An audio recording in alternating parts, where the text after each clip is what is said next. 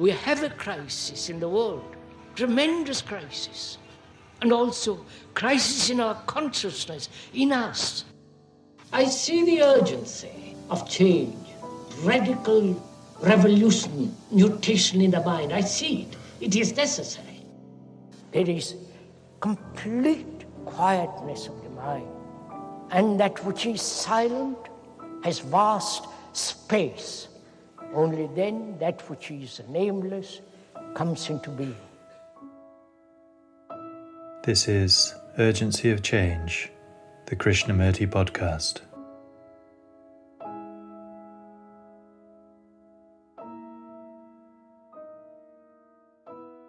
One has to have a very good, healthy body and a brain that is capable of thinking rationally, healthily, objectively, efficiently. A brain that is absolutely quiet. Hello and welcome to episode 120 of Urgency of Change. Season 3 of the Krishnamurti podcast continues with the format of carefully chosen extracts from the philosopher's talks. Each weekly episode focuses on a theme explored by Krishnamurti, and the aim is to represent his different approaches to these universal topics. This week's theme is health. Upcoming themes are Krishnamurti, the psyche, and measurement. This is a podcast from Krishnamurti Foundation Trust, based at Brockwood Park in the UK, which is also home to the Krishnamurti Retreat Centre. Situated in the beautiful countryside of the South Downs National Park, the Krishnamurti Centre offers quiet retreats for those wishing to inquire into themselves in light of Krishnamurti's teachings. Please visit krishnamurticentre.org.uk for more information. You can also find our daily quotes and videos on Instagram and Facebook at Krishnamurti Foundation Trust. If you enjoy the podcast, please leave a review on iTunes or Apple Podcasts, which helps its visibility. This week's theme on health has 7 sections. The first extract is from Krishnamurti's 7th talk in Saanen, 1970, titled Yoga and Health. A machine, a big dynamo that's working perfectly, ticking over, well-oiled, doesn't hardly make any sound. It's only when there is friction, there is noise. So the brain, and therefore the body, must be completely quiet.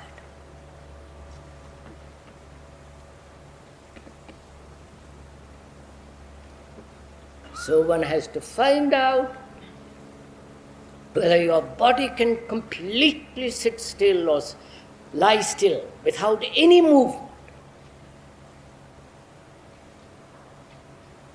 Again, not force it.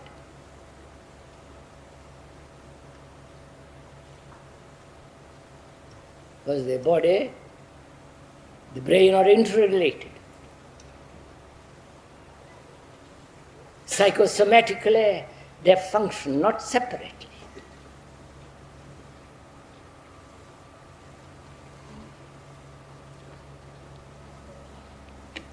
Shall we go on? We're meeting each other. We are communicating with each other.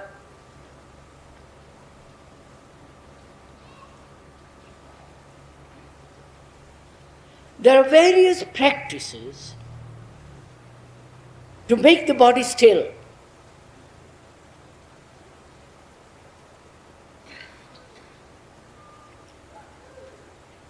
Again, these practices imply suppression. The body wants to get up and go away, so walk. And you say, no, I must sit quiet. And the battle begins, wanting to go out and wanting to sit still.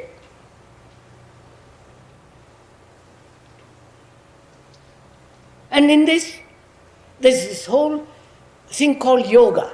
You ever heard about it? Oh Lord, you're rather,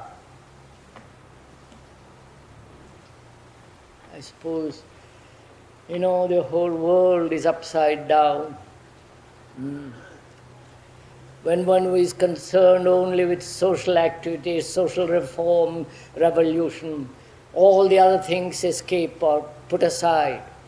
But if you want to understand the whole business of life, you have to understand everything that is contained in it. Human life, psychologically. The word yoga, you'll find dozens of books all over the world, written by all the specialists, means to join together. The very word join together is wrong, which implies duality. You understand? Therefore, it has quite a different meaning, which we won't go into now.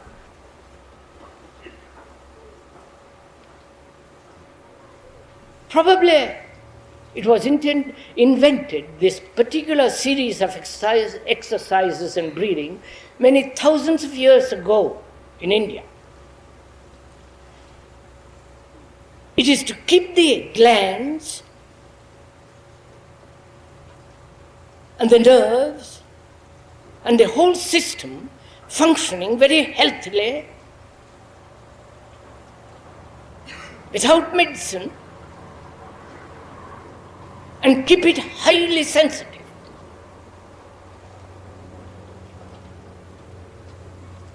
And the body needs to be sensitive, otherwise you can't have a very clear brain. If you stuff yourself with wine, meat and all the rest of, how can your brain function clearly?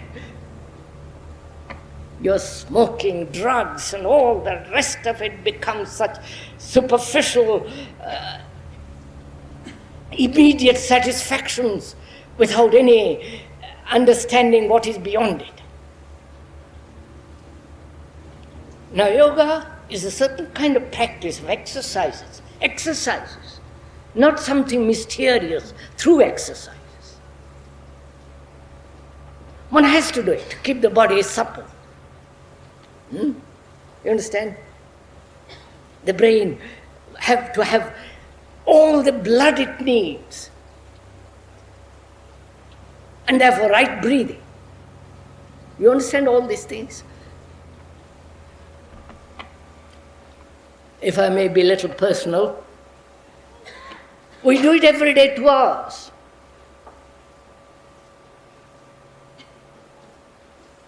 Regularly. Not the regularity of machinery.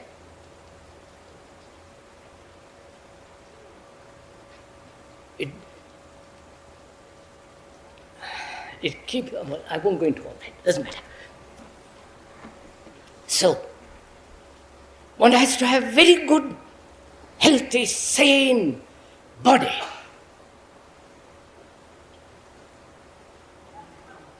And therefore, a brain that is capable of thinking rationally, healthily, objectively, non-impersonally, therefore efficiently,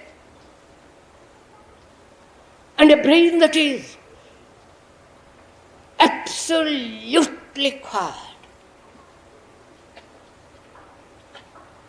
not mechanically made quiet.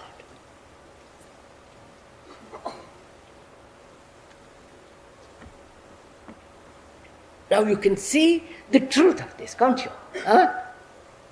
The simple fact of it, that one needs to have a very good, healthy, sensitive, alert body, a brain that functions very clearly, non-emotionally, non-personally, and such a brain to be absolutely quiet. You can see the fact of that. The simple, logical fact of it. Now, how is this to be brought about? Do you understand what I mean? How can the brain, which is so tremendously active, not only during the daytime, but when you go to sleep,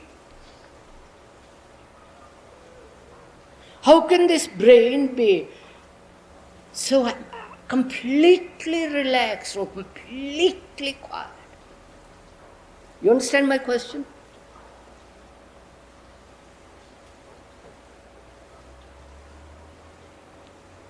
No method will do it, obviously. Please follow all this. No method, right? Do you see that? Because method implies mechanical repetition, which stupefies the brain and therefore makes the brain dull, and you, in that dullness, you think you have marvelous experiences.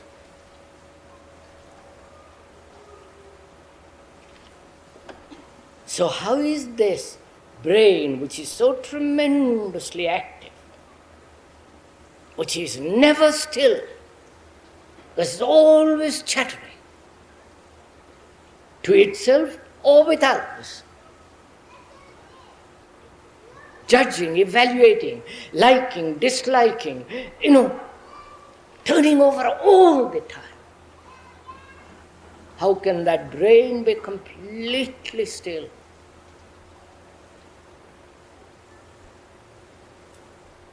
You understand the importance of a brain being still. The importance, not what the speaker says is important. For yourself, do you see the really importance, the extraordinary importance, that this brain should be completely quiet? Because the moment it acts, it can only act in response of the past. It can only act in terms of thought. And therefore, again, the operation of the past. And it's only such a brain that's completely can observe.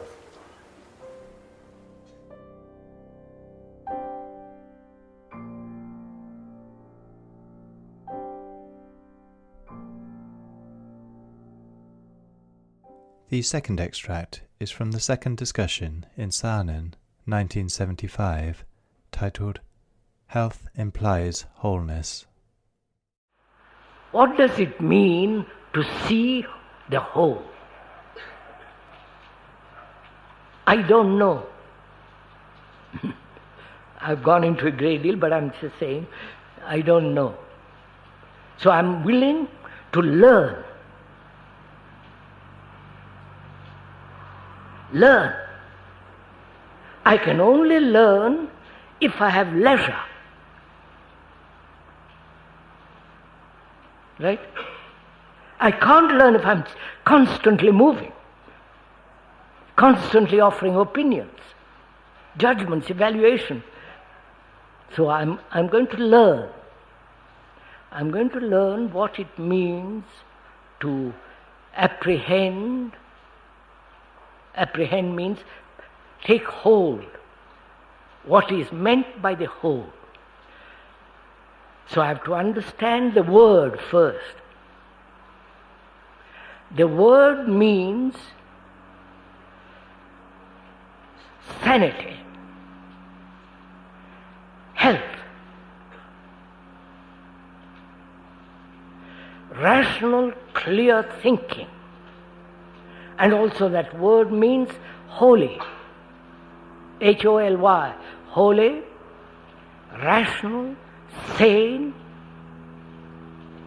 objective, in which there is no emotional, sentimental, romantic, imaginative quality at all.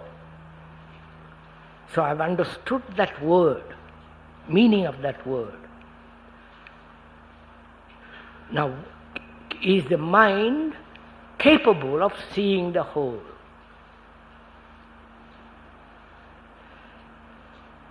The whole being, health, good body, you follow, healthy body, or unhealthy body which doesn't distort perception. I may have cancer or disease, diabetic or whatever it is. But that bodily physical condition doesn't affect the clarity of perception, doesn't distort. That's why we said health. Right? And also it means sanity. That means sane thinking. Please watch it. Can there be a sane thinking if you believe in this and that and the other? If you are a nationalist, or if you have faith in something, c'est beaucoup plus difficile, n'est-ce pas? So, sanity implies a non-belief, non-attachment, observing clearly what is, without any distortion. And therefore, such a mind is a holy mind. So, we have understood the meaning of that word. I'm asking, can thought see the whole? And we said no, and we've gone into it pretty thoroughly. So I'm asking myself, can there be a perception of the whole? So I have to understand, I'm going to learn what it means to perceive. Right? Am I talking too much or to myself? I want to learn, not to be told, not to accept. I want to learn. Because the moment you learn, it's yours, it's finished. So I must find out what it means to learn. You understand how I'm going? I can only learn if I don't know. If I know, then I'm this. So I really don't know what it means to look at something wholly. So, I'm going to learn. I can only learn when there is curiosity. Right? There can only be curiosity when I don't know. And I want to find out. And learning implies leisure. I must have space. I mustn't be crowded. I mustn't have all kinds of problems shouting at me. So I must have leisure. And I must have it to learn. And I create it to learn. I wonder if you follow this. I create leisure in order to learn. If I say I have no leisure because I'm occupied with my family, with my job, you follow? Don't learn. But if you want to learn, you have to create leisure. That means also curiosity. You can only be curious when you don't know. I don't know Russian, and I'm curious to learn. So I learn. So I'm learning what it means to observe totally. Curiosity and a driving interest. If I want to learn something, it doesn't matter, as technology. To be a doctor, to be a good carpenter, I must have driving interest in it. A sustained driving interest. You follow? All this is implied in learning. I don't know if you're capable of it, if you want it, if you really pursue it. Then in learning, implies never accumulating what you have learnt as knowledge. I wonder if you see that.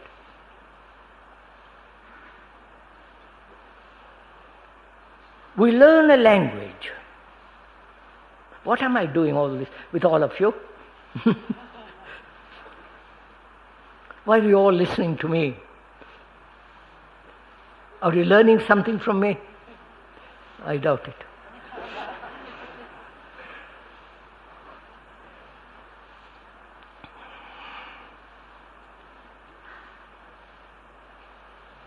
Learning implies a driving interest, curiosity, and sustained energy. All that is implied in that word, leisure.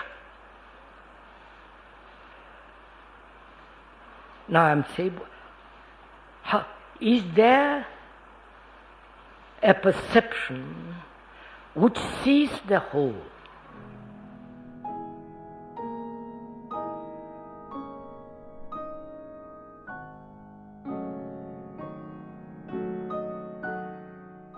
The third extract is from the fourth question and answer meeting in Saanen, 1980, titled, How Do You Meet Pain?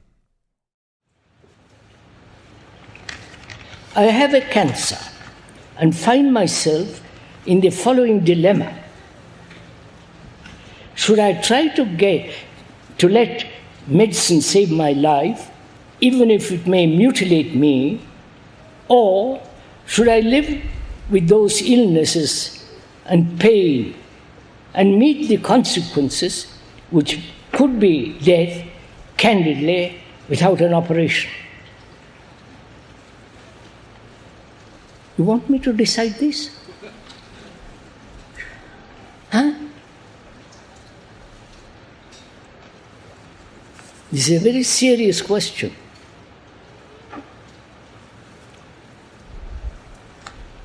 We all have illnesses, pain, physical pain, perhaps some not unbearable pain. And one may have cancer, which is extraordinarily, I believe, very, very painful. Now, first let's inquire into how to meet pain. Right? Are you interested in this?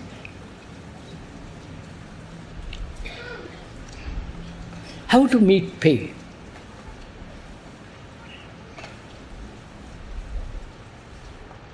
How do you meet pain?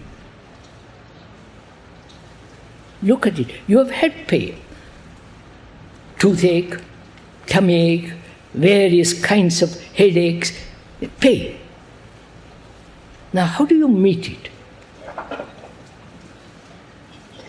Rush immediately to the pill, the medicine,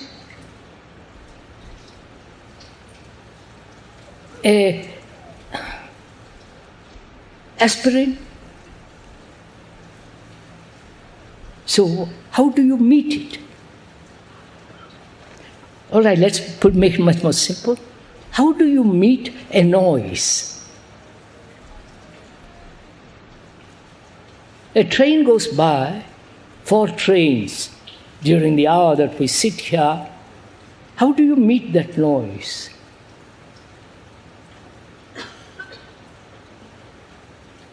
We are talking, thinking over together, and this train rushes by. How do you receive it? Do you resist it? Or let this sound go through you and it's gone? You follow what I'm saying?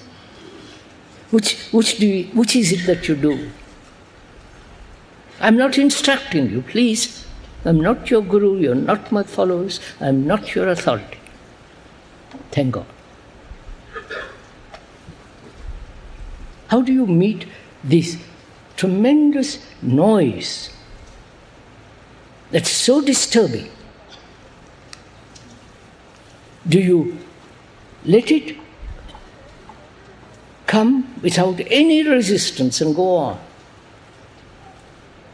You understand? Do you do that?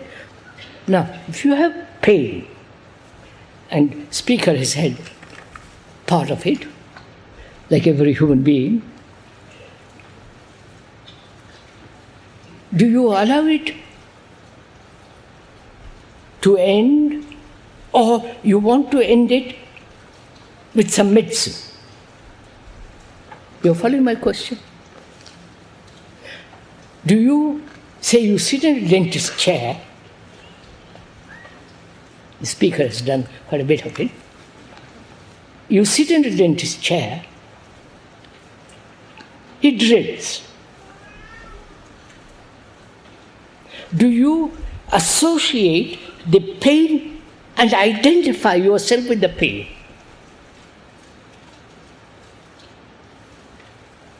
Of course, if the pain is too intense, he gives you some kind of Novocaine or whatever he gives you. But if it is not too unbearable, do you observe the pain without identifying yourself and say, my God?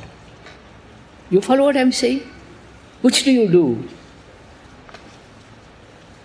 Is it immediate identification with the pain, or disassociation and observing?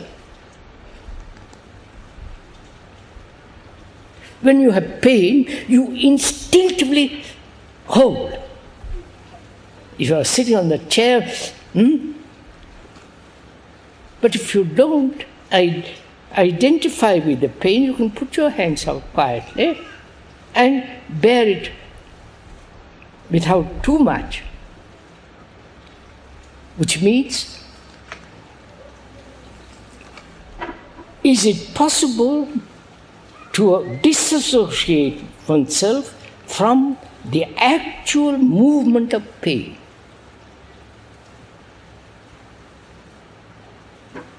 Inquire into it. Don't say it is, it's not.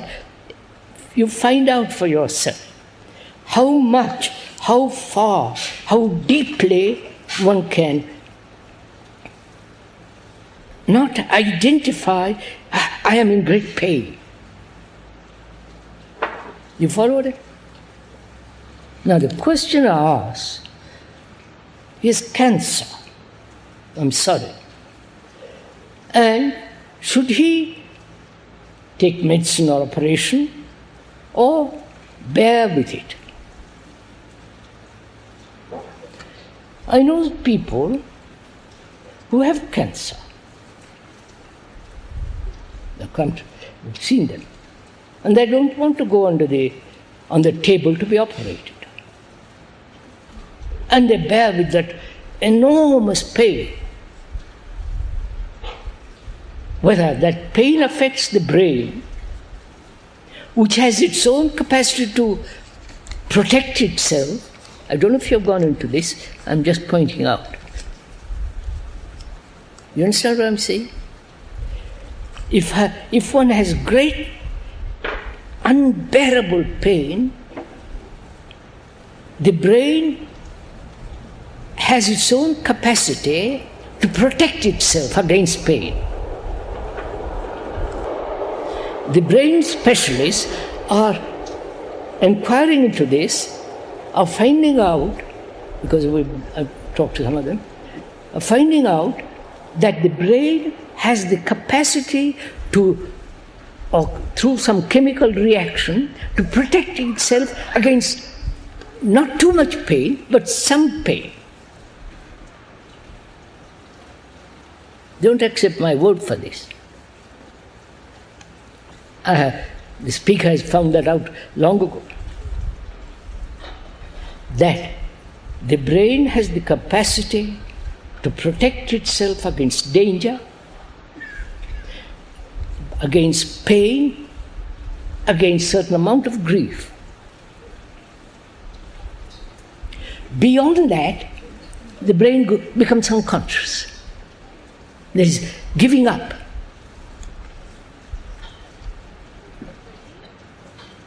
And the questioner says, what should I do? Right? How can the speaker decide this?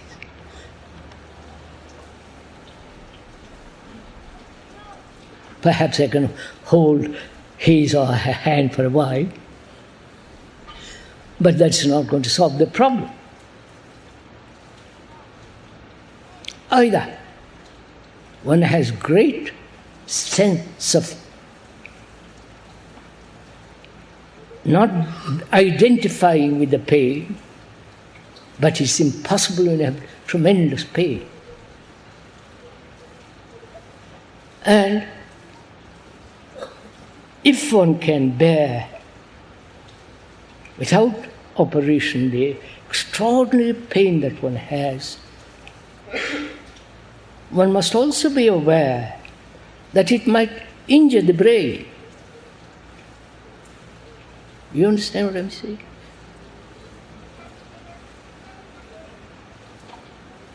Haven't you noticed this in yourself?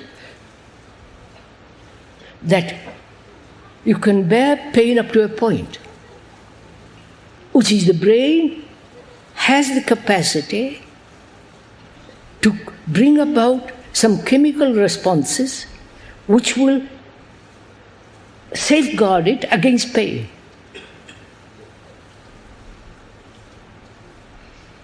But if you have too much pain, of course, that's impossible. That question clear?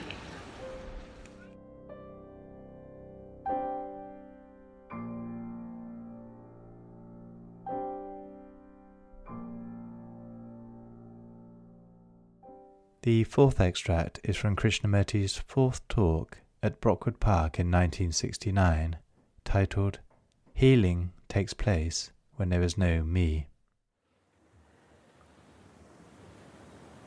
Most of us have had pain of some kind or another, intense, superficial, or pain that cannot be cured.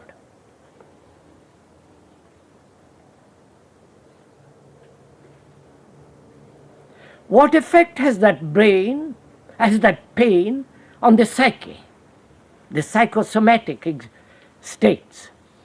What pain, physical pain, effect has on the brain or on the mind? Can the mind meditate, disassociating itself from pain? You are following all that? Can the mind look at the physical pain, not identifying itself with that pain, and observe?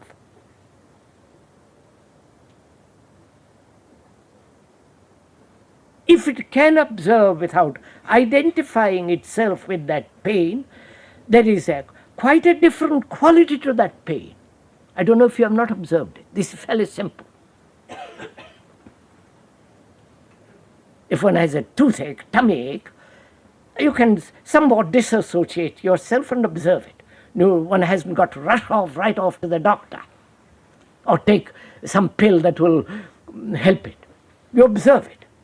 There is a disassociation, a detachment, and a feeling of looking at it as though you're outside of it. Surely this helps the pain, doesn't it?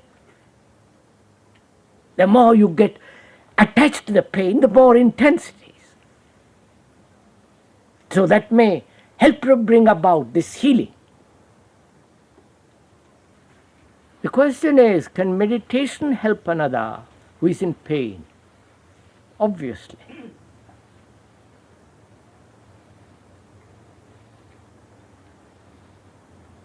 And also, you know, the question of healing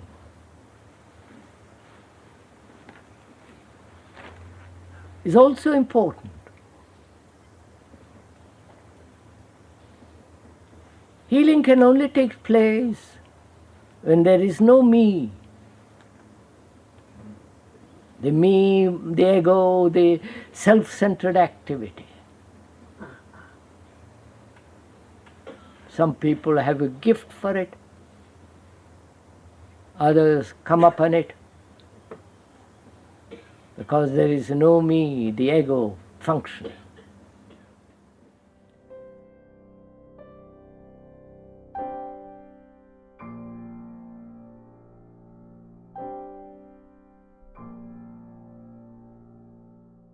The fifth extract is from the fourth talk in Madras, 1985, titled, Our Bodies Are as Misused as Our Brains. One thing is absolutely certain, which is that we're all going to die. Right? Whether you like it or not, that's an absolute, irrevocable fact. You and the speaker are going to die one day, I hope. Not a few days, but many, many years later. So we ought to talk over together as two friends, not agreeing or disagreeing, but look at it all, the living and the dying. What is living? What is it that we call living?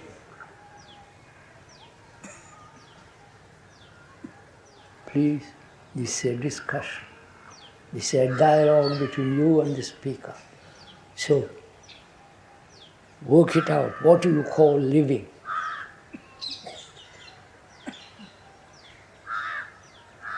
Is living this constant struggle, constant conflict, seeking power, status, position, and not be perhaps being able to get it, and living in constant battle with oneself. And the living is what we call anxiety, attachment, right? The living is going to the office, whether it is the highest ministers of this country or the lowest clerk, going to the office every day for 60 years or 50 years of your life, from 9 to 5, being insulted, pushed around, right? Unless you are the top executives. That's what we call also life. The responsibility of earning a livelihood with money to support your wife and children and educate them. And the education is pretty rotten, as it is in this country and elsewhere too. They are merely emphasizing, memorizing, right? And making them into machines. You're programming them to be mathematicians, to be engineers, to be scientists, right, and so on. They offer a means of livelihood. And so you spend 8 hours of the day for the rest of your life. And then retire to die.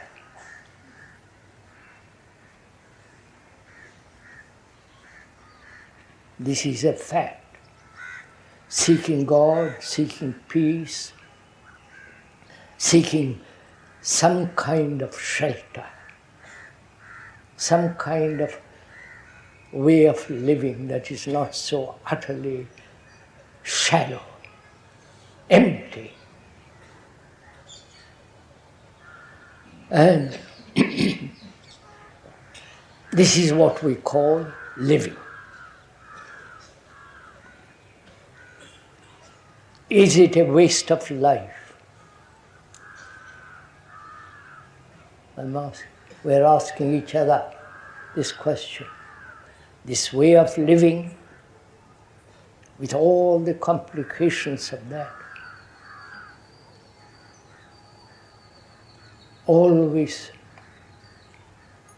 wanting more and more and more.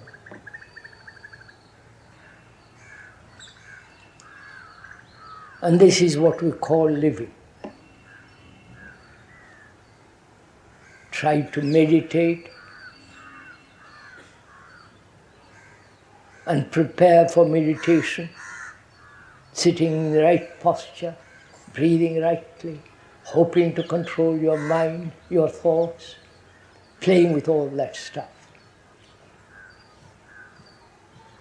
Right? And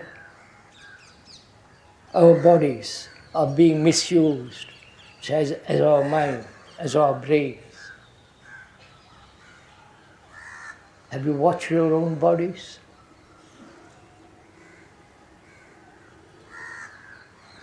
That is, our bodies are an extraordinary instrument.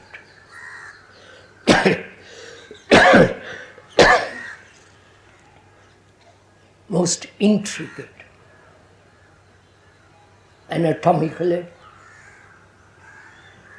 how through long centuries of millennia upon millennia, our bodies have been prepared through evolution. And it's the most astonishing machine. And how we neglect it. And each one of us knows this and we neglect it, we disregard it. We never take proper exercise, yoga. I must be careful of that word.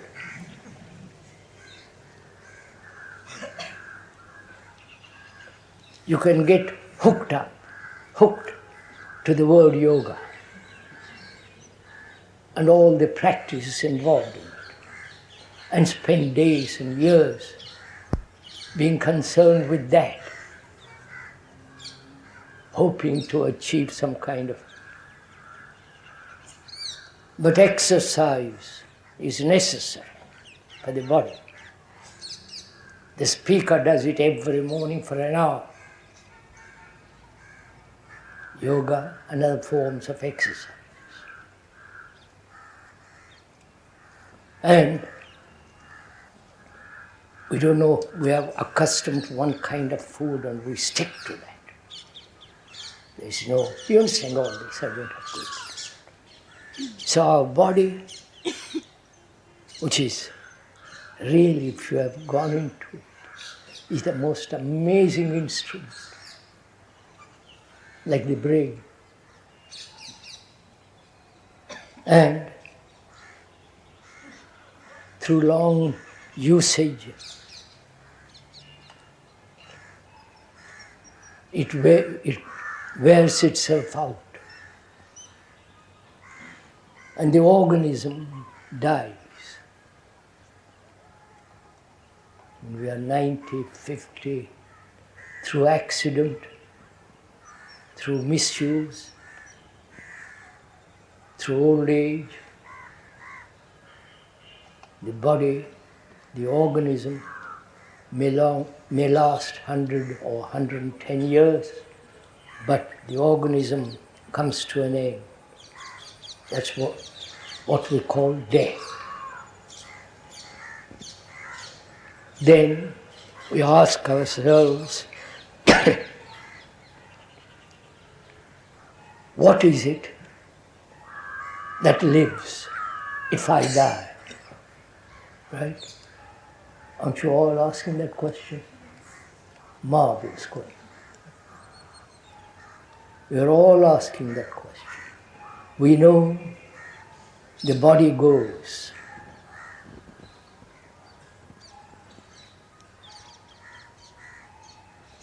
And our life may have been wasted.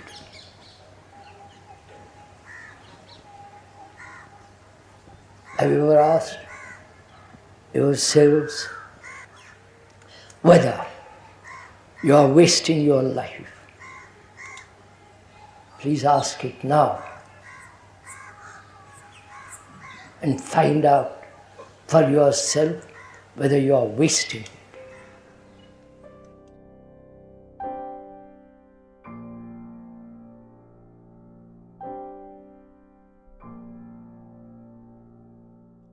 The sixth extract is from Krishnamurti's fourth talk in San Diego 1970, titled "The Body Has Its Own Intelligence."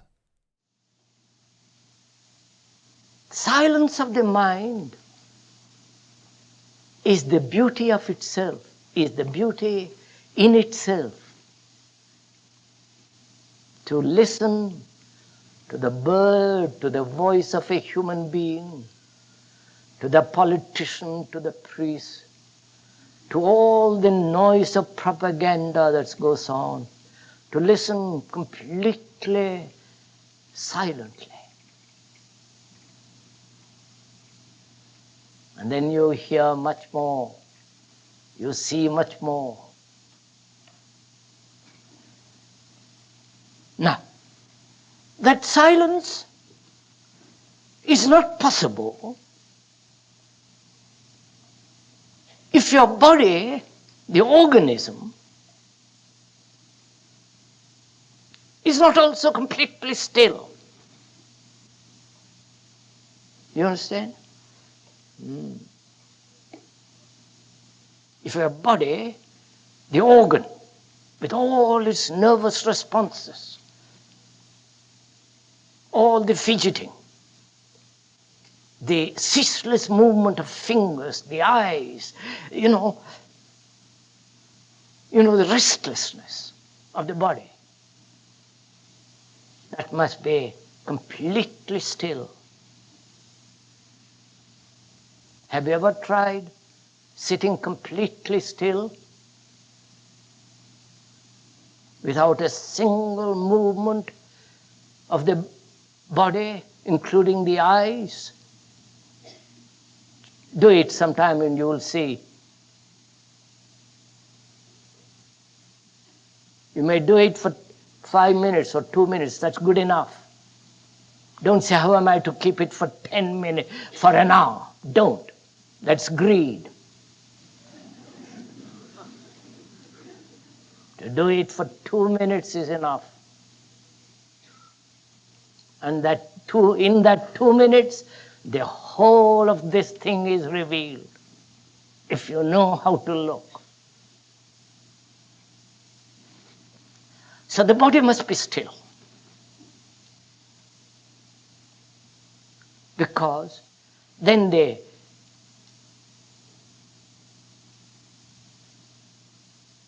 flow of the blood to the head becomes more, right? If you sit crouched, sloppy, then it's more difficult for the blood to go to the head. You know all this. So either lie down or sit still, do anything. You can meditate in the bus.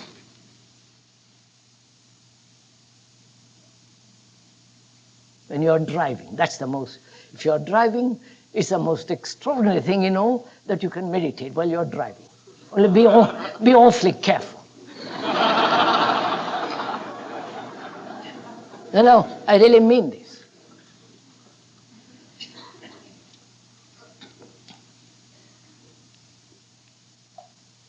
Which means the body has its own intelligence, which the mind has spoiled. Thought has destroyed. Thought seeks pleasure. Therefore, tasty foods, you follow? Overeating, indulging, sexually in all the ways, compelling the body to do certain things. If it is lazy, force it not to be lazy, or take a pill to keep awake. That way you are destroying the innate intelligence of the organism.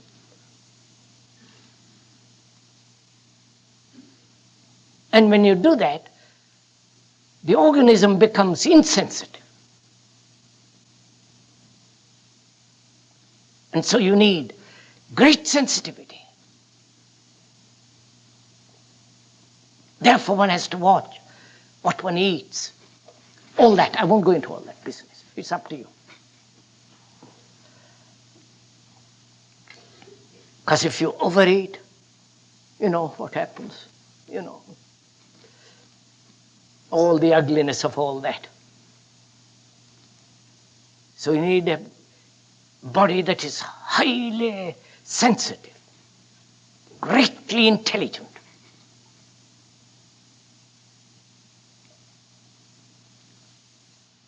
And therefore, love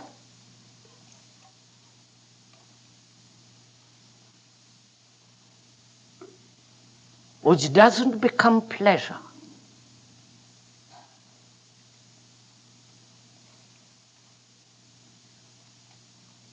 love then is enjoyment. It is joy. Pleasure has always a motive. Joy has none. It is timeless. You can't say, I am joyous. The moment you have said it, it's gone.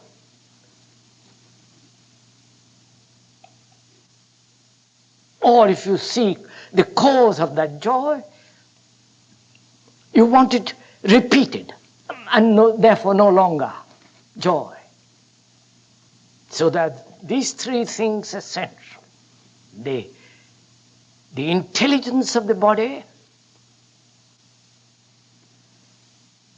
the capacity, the fullness of love without the distortions of pleasure, which doesn't mean that they are not pleasure, but which doesn't distort the mind. Look, you know, most of us have pain, physical pain, in some form or another. And that pain generally distorts the mind. Doesn't it? I wish I hadn't it. I wish I were better. You know, spends days thinking about it.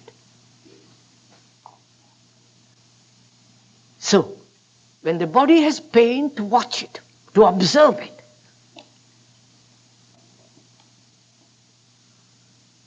And not let it interfere with the mind. You're following all this? Do it, sirs.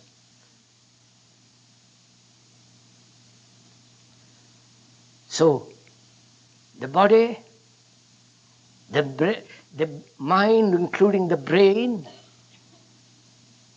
and the heart, which is supposed to be love, all that must be in total harmony.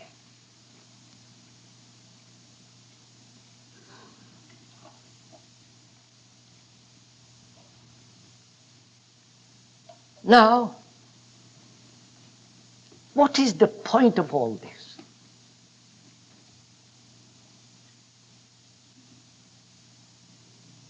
What is the point of this kind of life, this kind of harmony? What good is it in this world? Everybody is suffering and one or two people have this ecstatic life. What's the point of it? I wonder who is asking this question.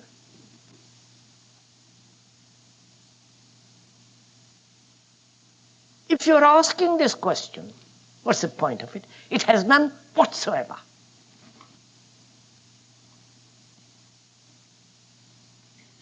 But if you have this extraordinary thing going in your life, then it is everything. Then you become the teacher, the disciple, the neighbor, the beauty of the cloud. You are all that. And that is love.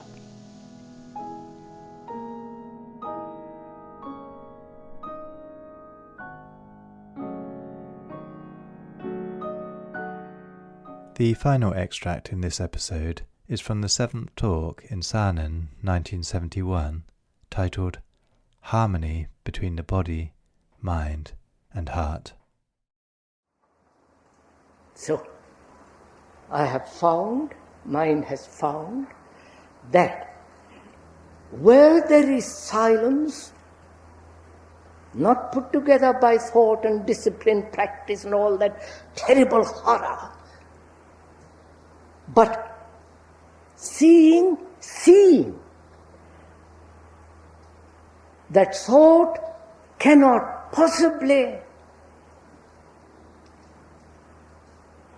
go beyond itself, because thought is the result of the past, and where the past is functioning, it must create division, and therefore conflict, sorrow, and all the rest of it. Seeing that, and remaining completely still with that. It's like being completely still with sorrow. Somebody whom you love or for whom you care, whom you have looked after, cherished, loved, concerned with, when that person dies, there is the shock of loneliness, despair, sense of isolation. Everything falls round you. In that sorrow, to remain with it, not seeking explanation, the cause, why should he go and why not I? To remain completely still with it. To remain with it completely still is intelligence. And that intelligence then can operate in thought, using knowledge. And that knowledge and thought will not create division. I've got to get in it.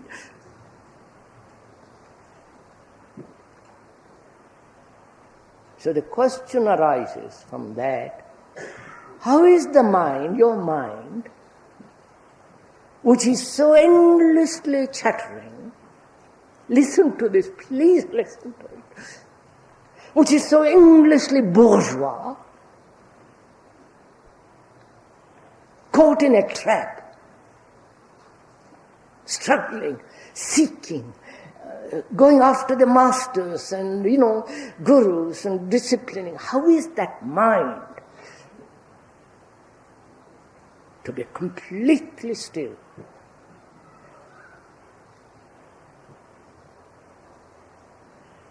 Now,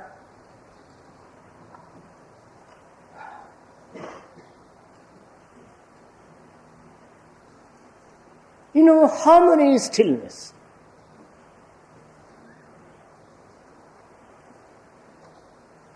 Harmony, not discord. Harmony between the body, the heart and the mind. Complete harmony. That means the body, your body, must not be imposed upon by the mind, disciplined by the mind. disciplined by the mind when it likes certain kind of food, tobacco, drugs, you follow? The excitement of all that.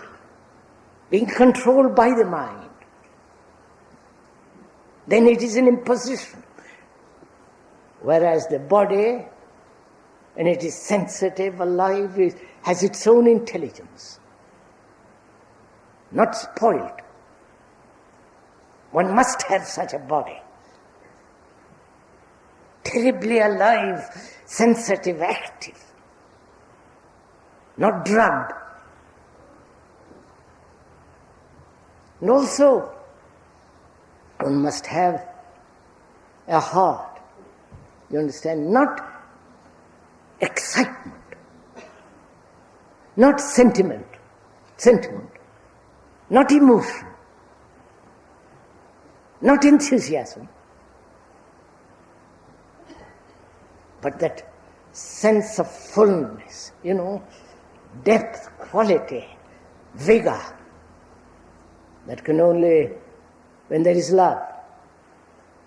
And a mind that has immense peace.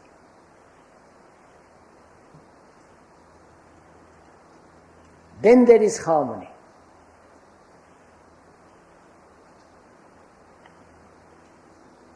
Now, how is the mind, listen to this, to come upon this?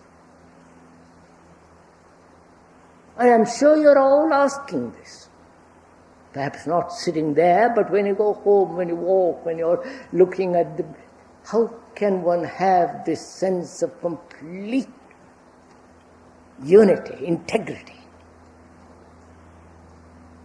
without any sense of distortion, division, fragmentation? The body, the heart, and the mind.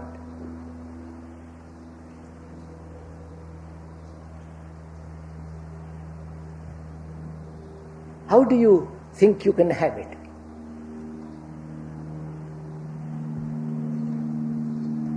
Now, you see the fact of this, don't you? You see the truth of it. That you must have a complete harmony in yourself. Mind, the heart, the body. It's like having clear window, unspotted, without any scratch, unsullied. Then, as you can look out through a window, you can see everything without any distortion. Now, how can you have it?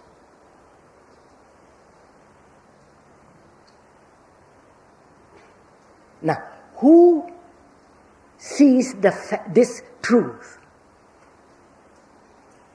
You're following? Who sees the truth that there must be this harmony, complete harmony? As we said, when there is harmony, there is silence.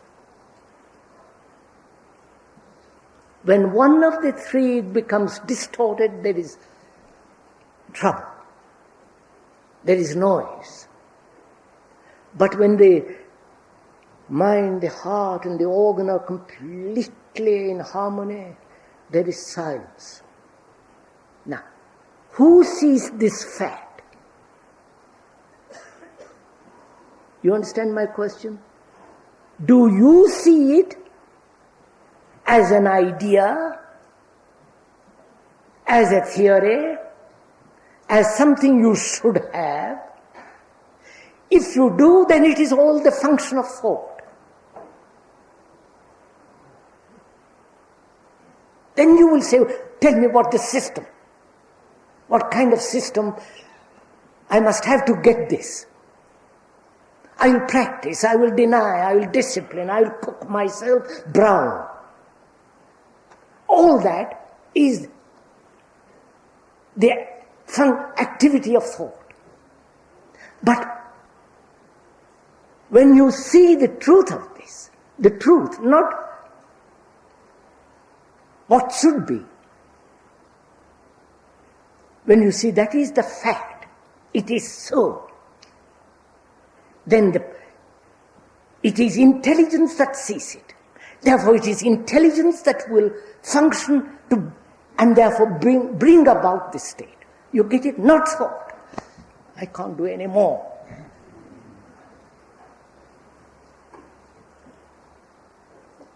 So thought is of time. Intelligence is not of time. So intelligence is immeasurable. Not the scientific intelligence, not the intelligence of a technician, not the intelligence of a housewife, not the intelligence of a man who knows a tremendous lot. That's all within the field of thought and knowledge.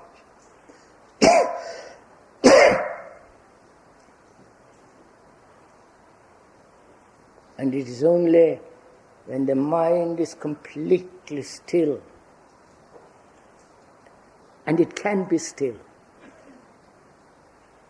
You don't have to practice, control.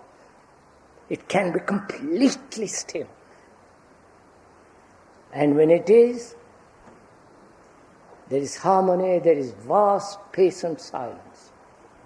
And it is only then the immeasurable ace